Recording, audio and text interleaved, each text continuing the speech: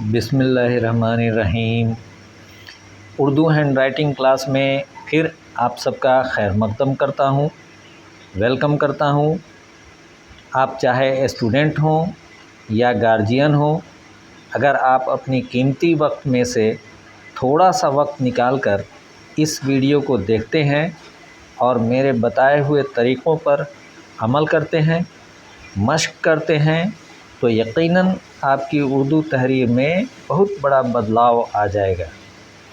आप खुशखत लिखने लगेंगे। मैं 2 तरह के उर्दू राइटिंग क्लास ऑनलाइन चला रहा हूँ। एक तो ये है जो हर आम व ख़ास उर्दू लिखने पढ़ने वालों के लिए मुफीद होगा, ख़ास तौर पर उर्दू सब्जेक्ट के तालिबे इल्मों के लिए। मेरा दूसरा ऑनलाइन क्लास उर्दू अरबी ख़त्ताती के लिए है। अपनी उर्दू तहरीर को खूबसूरत बनाने से और ज़्यादा अगर आप उर्दू ख़त्ताती में अपना नाम और मकाम बनाना चाहते हैं, कैनवास पर उर्दू अरबी ख़त्ताती के जौहर दिखाना चाहते हैं, तो मेरे यूट्यूब के दूसरे चैनल पर आइए, जिसका लिंक मैं डिस्क्रिप्शन में दे रहा हूँ। अब हम आते हैं मौजूदा उर्दू हैंड राइटिंग क्लास की तरफ। आज मैं आप लोगों को मफ़रद हरूफ यानी अलग अलग या इंडिविजुअल हरूफ लिखना बताऊंगा। मफ़रद हरूफ की बनावट जब आप लोग समझ लेंगे, मश्क कर लेंगे, उसके बाद मुरक्कबात के ऊपर आएंगे, यानी एक हरूफ को दूसरे हरूफ से जोड़ने का तरीक़ा सीखना होगा। मफ़रद हरूफ क्या हैं? उर्दू में 39 मफ़रद हरूफ हैं। इनकी हैसियत इमारतों में लगाई जाने वाली ईंटों के जैसी है। जिस तरह से एक एक ईंट को बहुत ही तरतीब से करीने से सेट करके जोड़ा जाता है और तब एक बेहतरीन इमारत तैयार होती है, ठीक वैसे ही एक एक हरूफ को खूबसूरती के साथ सजा करके जब सेट करते हैं तो अल्फाज तैयार होते हैं, और जब खूबसूरत अल्फाज तैयार होते हैं तो उन अल्फाजों को मिलाने से जुमले तैयार होंगे, और जब जुमले खूबसूरत होने लगेंगे तो फिर इमला भी खूबसूरत होगा। तो इस तरह से सबसे बुनियादी चीज़ मुफ़रद हरूफ हैं। तो आइए हम लोग मुफ़रद हरूफ को देखते हैं। आपको मैंने पहले दिन बताया था अलिफ़ की बनावट। इसको सीधा ही रखेंगे। अगर आप इसको बहुत ज़्यादा खूबसूरत बनाना चाहते हैं तो इसके लिए अगर इस तरह की बनावट आप कर लें तो खूबसूरती बढ़ सकती है, लेकिन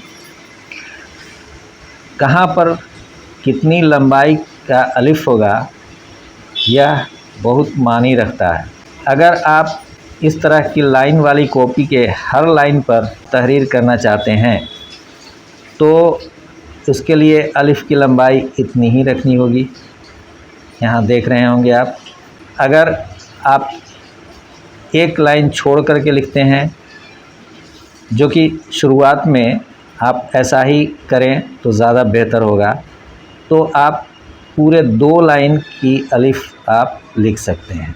अब पोस्टरों में या हेडिंग टाइटल लिखने में तो और भी बड़े साइज़ का अलिफ़ लोग लिखते हैं। तो सबसे बड़ी बात यह है कि आप शुरुआत करें सीधा अलिफ़ लिखने से। जब आपको पूरा कंट्रोल हो जाए तो आप इसमें थोड़ी सी लचक पैदा कर सकते हैं। मैं पहले आपको यह बताना चाहता था कि आप किसी भी तहरीर के लिए, चाहे आप उर्दू लिख रहे हों, हिंदी लिख रहे हों या इंग्लिश लिख रहे हों, आप कलम को कैसे पकड़ते हैं। कलम को यहाँ पर भी पकड़ा जा सकता है, आप यहाँ पर पकड़ेंगे, आप यहाँ पर पकड़ेंगे, लेकिन इस तरह से तीनों जगह पकड़ने में फ़र्क है। आप बिल्कुल यहाँ पर करीब में अगर पकड़ते हैं तो आपकी हैंडराइटिंग खूबसूरत नहीं होगी। आप बहुत दूर पकड़ते हैं तब भी खुशखत लिखने में दिक्कत होगी।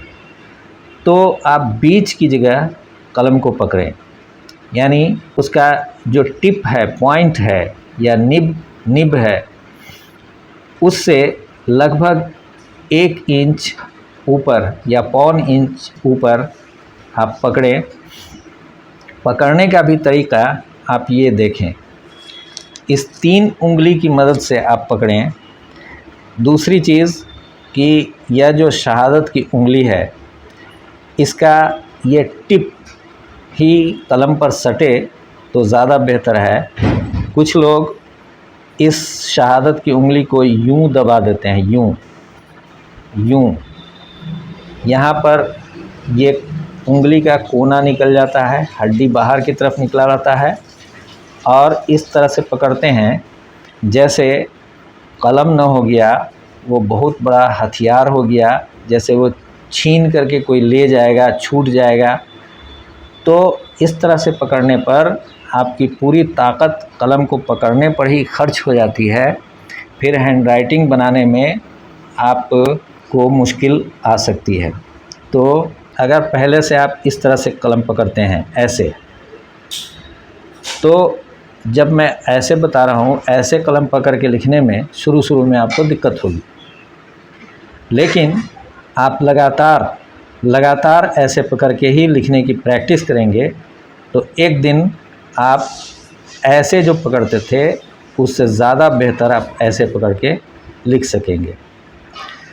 तो चलिए, हम लोग अलिफ की बनावट पर बहुत ज़्यादा डिस्कस कर चुके।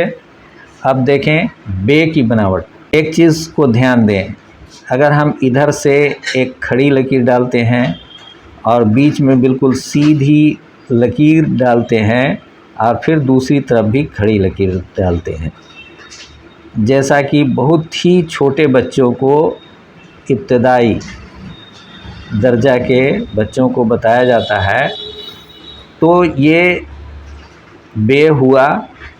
लेकिन खुशखत जब आप लिखना सीख रहे हैं तो उसके लिए ये बे नहीं है, इस तरह का बे नहीं लिखना है। ये सिर्फ़ बिल्कुल इब्तिदा में, शुरुआत में बच्चों को बे की बनावट के लिए ये बताया जाता है।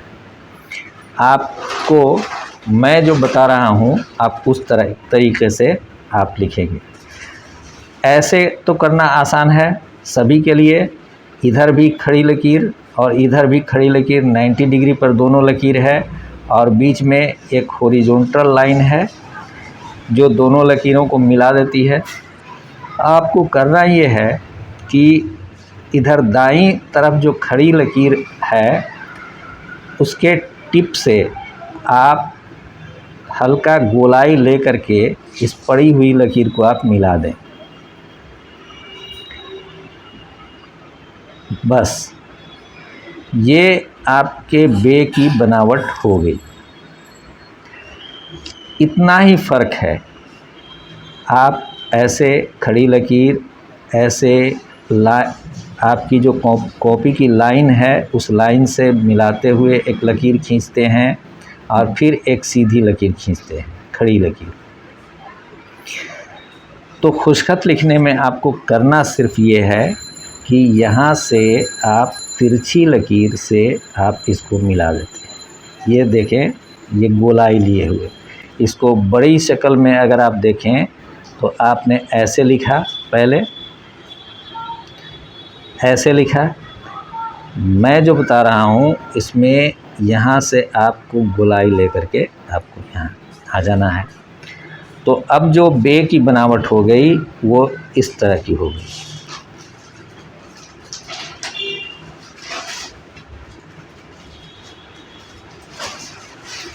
यहाँ देखें, यहाँ ये लकीर होगी, ये खड़ी लकीर ये है और ये तिरछी लकीर है। लगभग 70 डिग्री के एंगल पर। दूसरी चीज़ कि आप इस लाइन को गौर करें, इस लाइन से ये जो तिरछी लकीर जो हम लाए ये इतना ही दूर तक सीधा है, यहाँ से यहाँ तक ये सीधी लकीर है। इसके बाद ये गोलाई लिए हुए यहाँ पर मिलती है। फिर थोड़ा आगे जाने पर हल्का हल्का इसको ऊपर उठाते हुए और एकदम 90 डिग्री वाले लकीर को हम लोग उठा देते हैं। तो ये हुई आपकी बे की बनावट। इसकी मश्क आप बार बार करेंगे। आप देखें,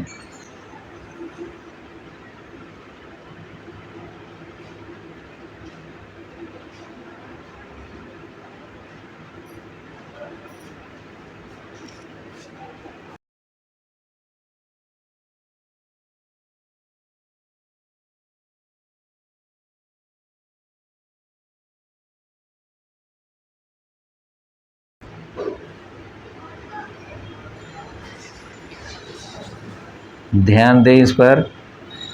यहाँ पर ये कश्ती नुमा है, यहाँ पर ये ज़्यादा उठता है। और अगर इस बे की लंबाई यहाँ से यहाँ तक की लंबाई को हम देखेंगे तो ये बीच यहाँ पर लगभग आ सकता है, लेकिन ये जो नीचे की तरफ लकीर आया ये बीच से थोड़ा सा आगे बढ़ करके आपके कॉपी की लाइन में टच होता है और फिर ये आगे से ये उठता हुआ ऊपर जाता है। अब चाहे हम बिल्कुल छोटा लिखना हो, बड़ा लिखना हो, लेकिन बनावट बे की यही होगी। हम छोटा बे लिखेंगे, ये देखें आप,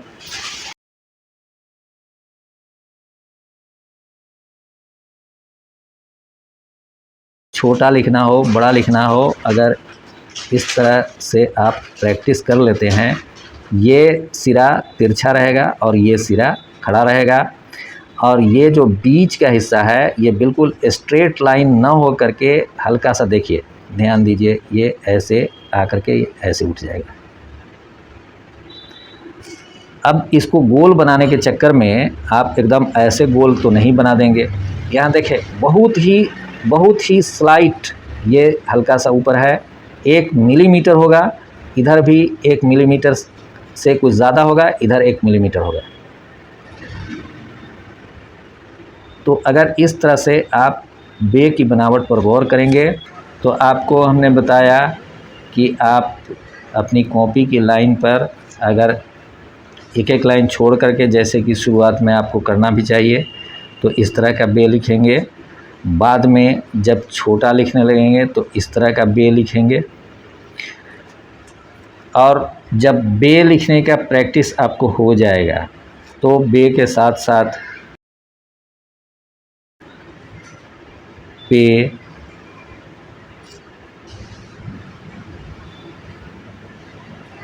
ते,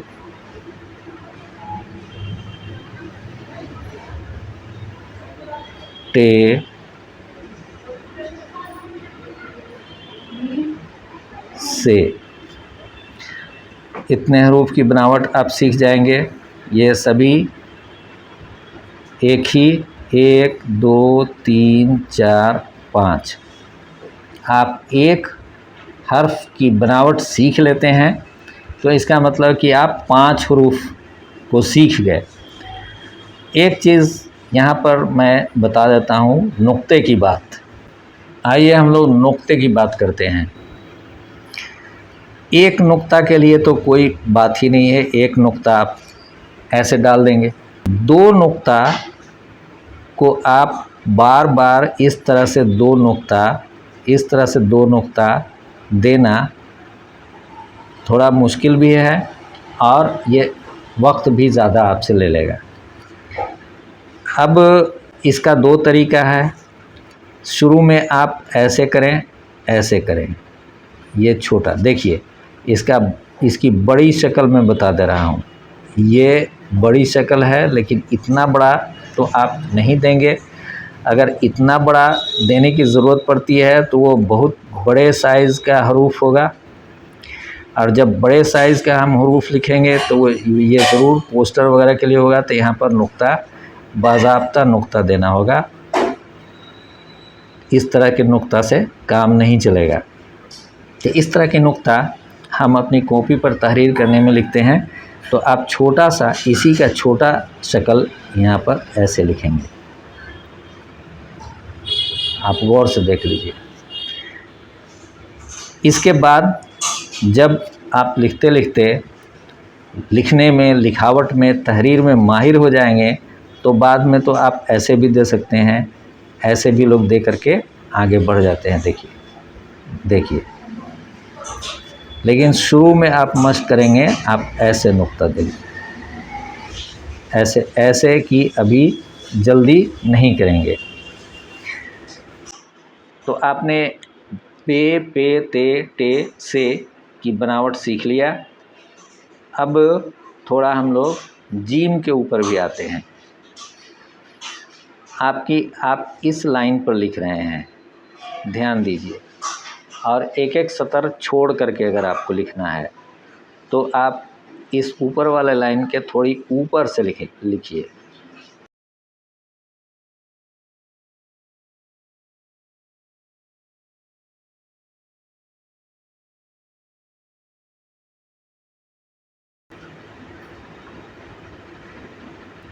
ये जो है आप जहाँ से शुरू करते हैं लगभग उसी सीध में ये रहेगा, यहाँ तक आएगा, यहाँ से यहाँ तक।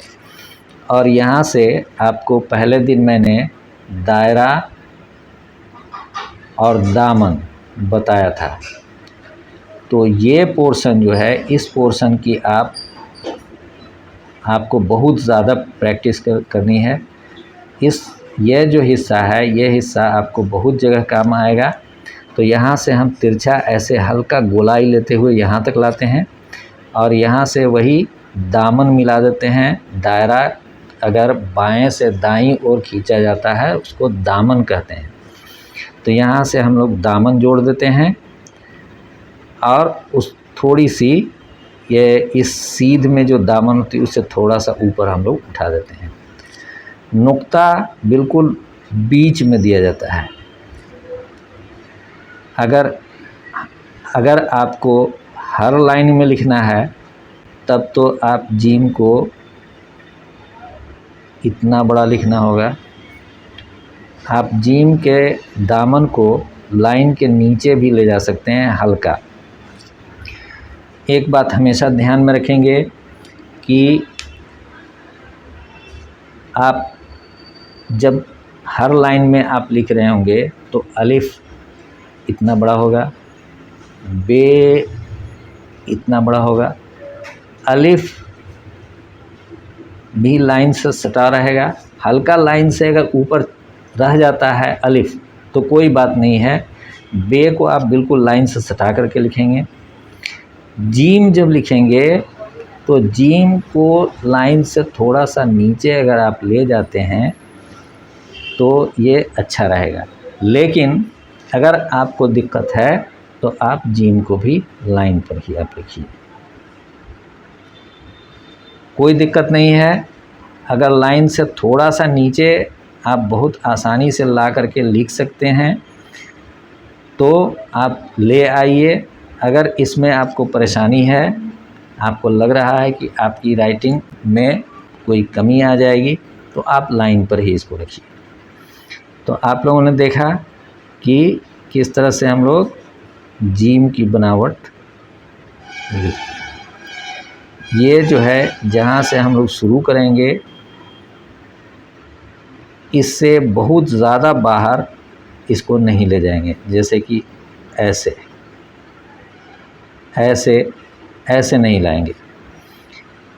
ये हमेशा इसी सीध में रहेगा। बड़े साइज़ के आपको लिखना बता रहे हैं। दूसरी बात है कि ये जो है, ये माथा जो है, इसका सर, जीम का सर जो है, ये हमेशा इस लाइन के हॉरिजॉन्टल रहेगा, पैरेलल रहेगा। इसको बाद में मुरक्कबात में मैं बताऊंगा कि कैसे ये थोड़ा सा तिरछा भी होता है। लेकिन जब मुफरद इंडिविजुअल जीम लिख रहे हैं तो ये बिल्कुल लाइन के पैरेलल में आप लिखेंगे इसको। ये लाइन है, इसके पैरेलल में ये हेड है जीम का, और यहाँ से थोड़ा तिरछा लाएंगे और इसको ऐसे। ये देखिए, इसकी प्रैक्टिस आपको कर लेनी है। अब नुक्ते की बात तो देखें, जब दो लाइन में आप लिखेंगे, एक लाइन छोड़ करके लिखेंगे तो इस तरह से आप जीम लिखेंगे, बीचों बीच नुक्ता होगा। आप अंदाजे से जितना इधर से दूरी उतना ही इधर से दूरी, उतना ही नीचे से दूरी ले करके आप नुक्ता देंगे अंदाजे से। लेकिन जब जल्दी जल्दी आप लिखेंगे तो फिर थोड़ा इधर थोड़ा उधर हो सकता है।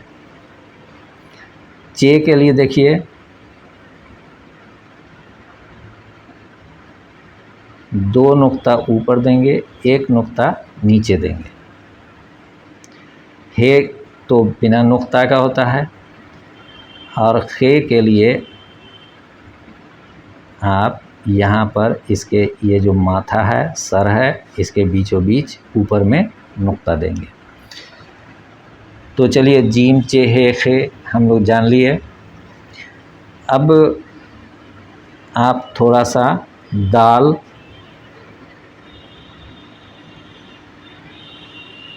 उर्दू में छपाई में दाल की बनावट कुछ और होती है, लिखने में दाल की बनावट कुछ और होती है। आप इस पर ध्यान दीजिए। आप तहरीर में ऐसे ही दाल लिखेंगे, जबकि दाल की बनावट छपाई में इस तरह होती है। तो हम लोग इसके बाहर वाले लाइन को नहीं लिखते हैं, अंदर वाले लाइन को ही लिखते हैं दाल लिखने में, अंदर वाले लाइन को, इस लाइन को। तो इस लाइन को जब लिखते हैं तो हमारा दाल ऐसे होता है। आप भी हमेशा दाल ऐसे लिखेंगे। दाल जब दूसरे हरूफ के साथ मिलता है, ये तो सभी लोग जानते होंगे कि शुरू में दाल किसी हरूफ से नहीं जोड़ा जा सकता है, ये आखिर में ही जोड़ा जाता है। दाल बीच में भी नहीं जोड़ता है, ये किसी भी हरूफ के लास्ट में दाल को जोड़ा जा सकता है। तो जब दाल किसी के साथ जुड़ करके आता है तब उसकी शक्ल रे वाली शक्ल होती है। रे ऐसे होता है। आप ऐसे लिखेंगे, ध्यान दीजिए, बड़े में ऐसे लिखेंगे आप, ऐसे। बाद में जो आप जल्दी जल्दी लिखने लगेंगे तब तो सीधे आप ऐसे ऐसे कर देंगे, ऐसे कर देंगे, ऐसे कर देंगे। लेकिन अभी फ़िलहाल आप इसकी साइज़ देखिए। ये आपकी कॉपी का लाइन है और ये कॉपी का लाइन है। जब आप हर लाइन में लिखेंगे तो आप ऐसे रे लिखेंगे, और जब एक लाइन छोड़ करके लिखते हैं तो आप थोड़ा सा बड़ा लिखिए। ठीक है। अब देखिए, दाल के बारे में हम लोग ज़िक्र कर रहे थे। दाल, मुफरद दाल आप ऐसे लिखेंगे, और जब मुरक्कब में है जैसे जीम के साथ दाल, तो देखें ये रे की बनावट जब यहाँ पर आ जाती है तो ये दाल हो जाता है। जीम के साथ जब रे लिखना होता है तो या तो ऐसे लिखते हैं, ये छपाई में ही चलती है इस तरह का जीम और रे। यहाँ पर ध्यान देने की बात है कि जीम का ये सिरा जब ऊपर उठ करके नीचे आएगा और ऐसी शक्ल बनाएगा तो ये दाल होगा। ठीक है। और जब ये ऊपर बिना उठे नीचे की जानिब जाएगा तो रे होगा। आपको ऐसा नहीं लिखना है। आप यहाँ से जीम लिखेंगे और यहाँ से ऐसे खींच देंगे। ऐसे खींच देंगे। आप इसकी प्रैक्टिस कीजिए। जिस तरह से मैं बताया हूँ, अगर उसमें आपको थोड़ी सी भी मुश्किल पेश आती है तो आप कमेंट बॉक्स में कमेंट के ज़रिए मुझे बताएं। आप अपना लिखा हुआ की तस्वीर लेकर के भी आप मुझे भेज सकते हैं। आप कमेंट बॉक्स में भी आप तस्वीर को लगा सकते हैं, और नहीं तो व्हाट्सएप नंबर मेरा दिया हुआ है, उस पर भी आप भेज सकते हैं। मैं उसकी इस्लाह करके और आपको फिर भेज दूंगा। तो आज वीडियो बड़ा हो जाने की वजह से हम लोग मुफरद में इन्हीं हरूफ तक आज रहने देते हैं। अगले वीडियो में हम लोग सीन, फिर कशिश वाली सीन, साद, ज़ाद, तो, ज़ो, ऐन, गैन, इतने हरूफ की बनावट को हम लोग देखेंगे। तो आप लोग मश्क कीजिए जितना बताए हैं उसको, और इससे अगर आपको फ़ायदा पहुंच रहा है तो आप अपने दोस्तों में इसे शेयर भी करें, और मेरे वीडियो को लाइक करना तो बिल्कुल नहीं भूलेंगे। कमेंट के ज़रिए भी आप बताएंगे कि आपके लिए ये कितना फ़ायदेमंद है। तो चलिए हम लोग फिर अगले वीडियो में मिलते हैं। तब तक के लिए अल्लाह हाफिज़।